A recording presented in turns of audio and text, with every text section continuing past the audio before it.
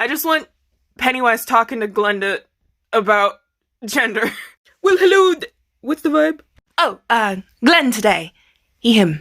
Ah, fantastic. Hello there, Glenn.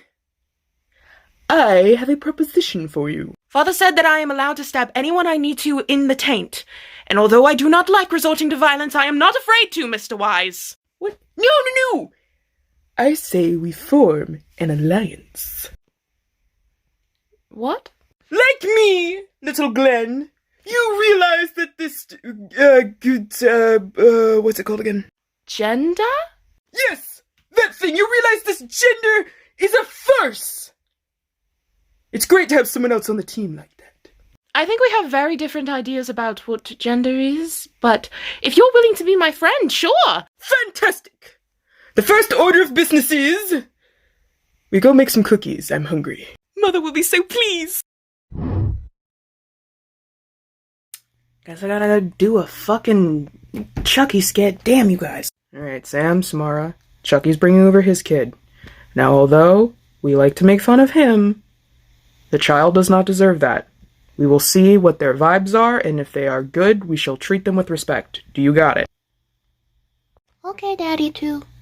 Are you sure you want to do this? Mother says that it's very good for growing children to make friends, and I would very much like some friends that are also like me. Fine. Alright. Sam, Samara, this is my... what's the vibe today, honey? Oh, Glenda. She, her. This is Glenda, my daughter. That may be subject to change, though. What? Freddy, you ignorant slut. Glenda's gender fluid. Is that what you were worried about bringing her over? Oh, yeah. Freddy and Penny are gay, but they're also homophobic.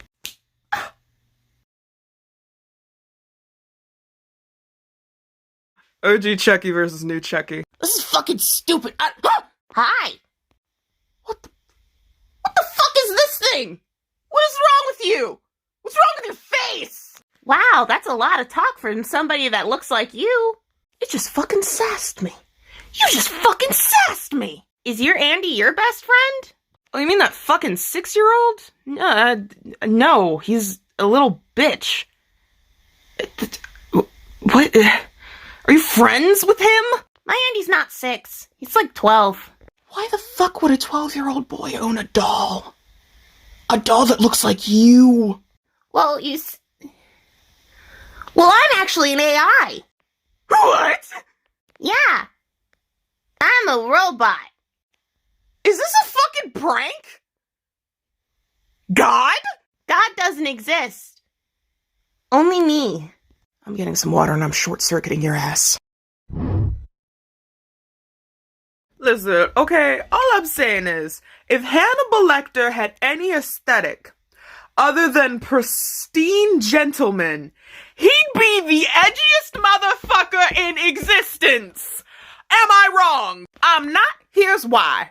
Imagine, if you will, Hannibal Lecter was like just, you know, in everyday attire, talking about Dante's Inferno, and good and evil, and I ate his liver with a Chianti and refried beans. I know that's not the fucking line, but I couldn't help myself. Like, everybody would look at that character and be like, who let this edgy-ass 14-year-old boy grow into adulthood? But no, because he's in a suit, and he speaks proper and elegantly, and he's got charm and charisma.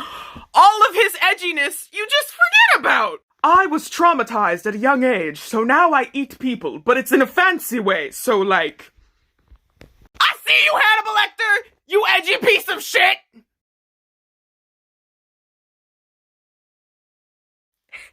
God damn it. That's not a fucking word, Freddy! Michael, it's okay. You remember knife? You remember knife. I remember knife.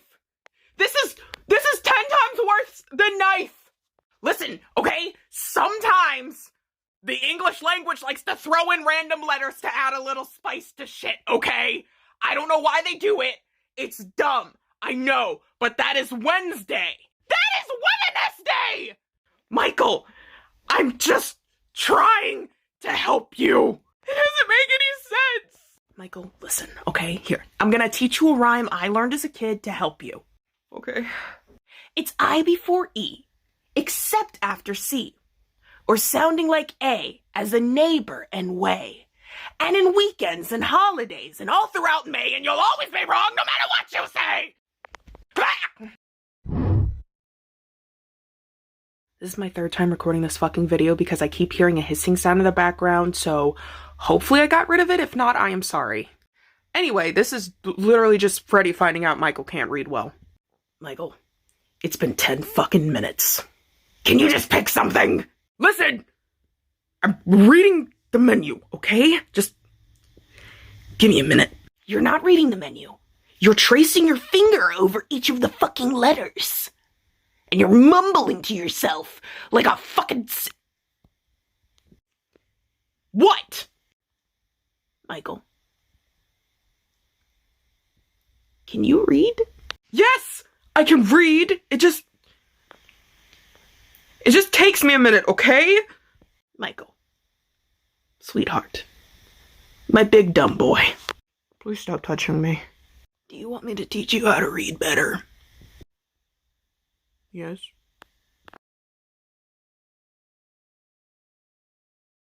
Ranking slashers based on their evilness. I'm gonna stick with the OG movies only just to keep it simple.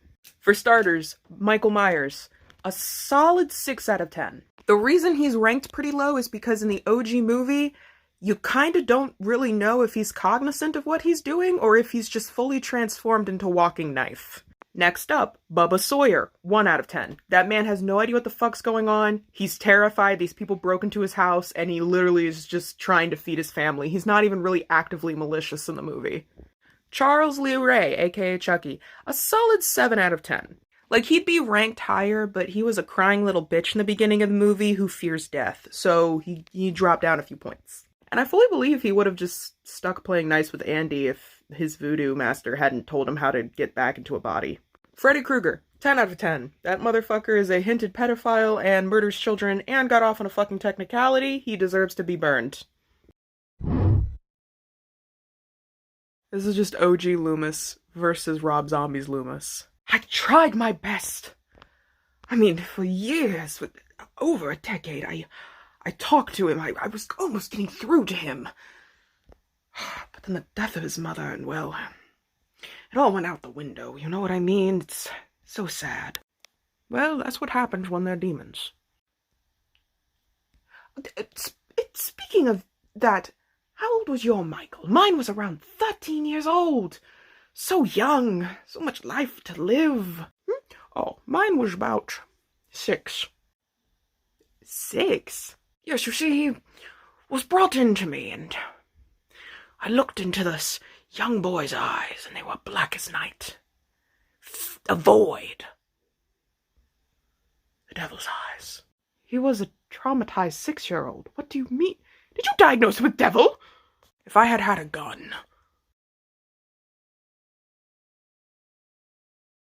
What slashers I think I can take in a fight?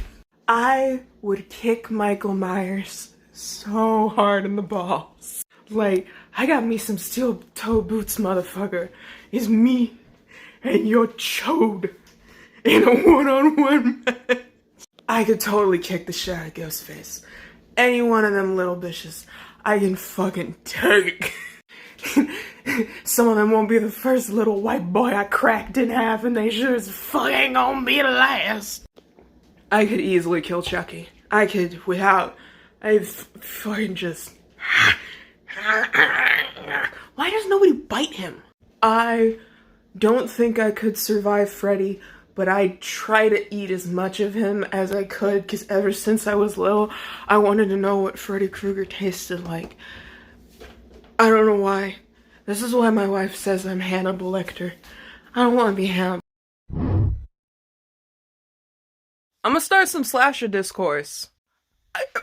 Why the fuck do people like Ghostface? Like, listen, you put a gun to my head and say, hey, name 5 memorable things about Ghostface. The only thing I'm gonna say is, do you like scary movies? Or what's your favorite scary movie? That's the only fucking thing I can remember, and those are all from the first movie. The sequels, I don't remember shit. Like, it went through my eyes and ears and escaped through the back of my head. Also, can we talk about how Ghostface always eats shit every fucking movie? I have to assume that people can't really see too well out of the mask because these motherfuckers are falling up the stairs, falling down the stairs, tripping over couches, face planting. Just... They're not threatening! They're dumb! Literally just stick your foot out from your hiding place and the problem will take care of itself! Scream is literally Shrek, but for slasher movies.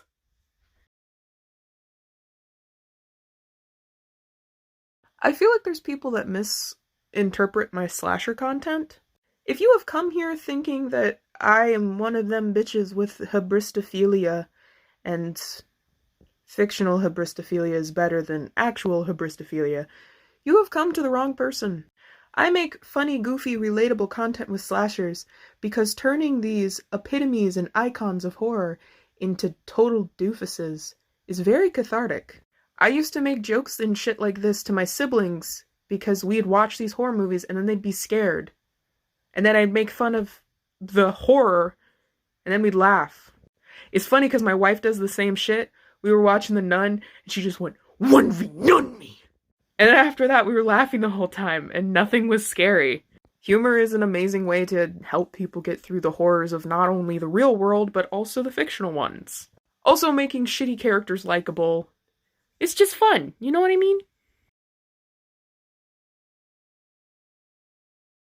I just need to talk about Freddy is Dead, because also there's gonna be spoilers, because this movie is insane, and you know that's saying a lot when it's a fucking Nightmare on Elm Street sequel. For starters, we have the purest of himbos in the first half of the movie, who thinks he's Freddy's son.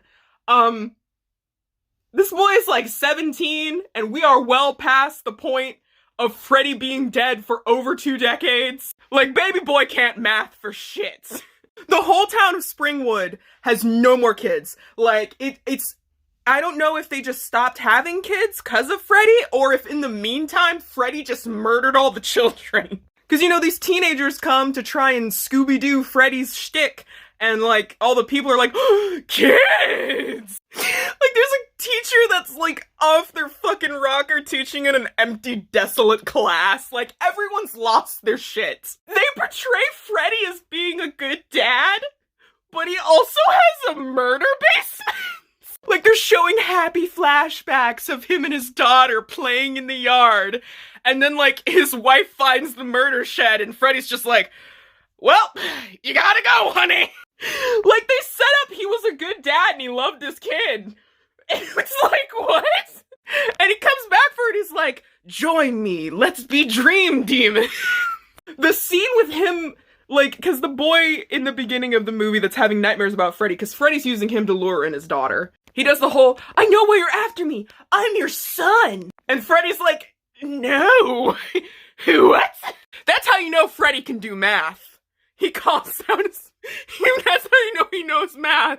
And he, like, kills the kid. He's like, I have a daughter, you dumb fuck. And, like, his daughter, her name's Maggie in the movie.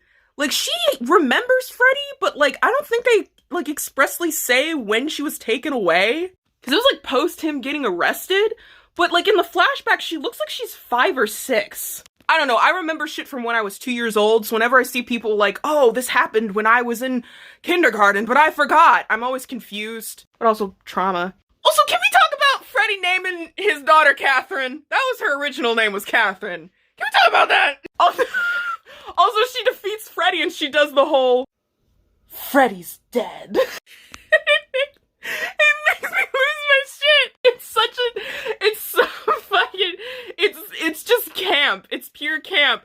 It's the power glove scene, the Freddy Krueger power glove, that's in this movie. You forgot the power glove.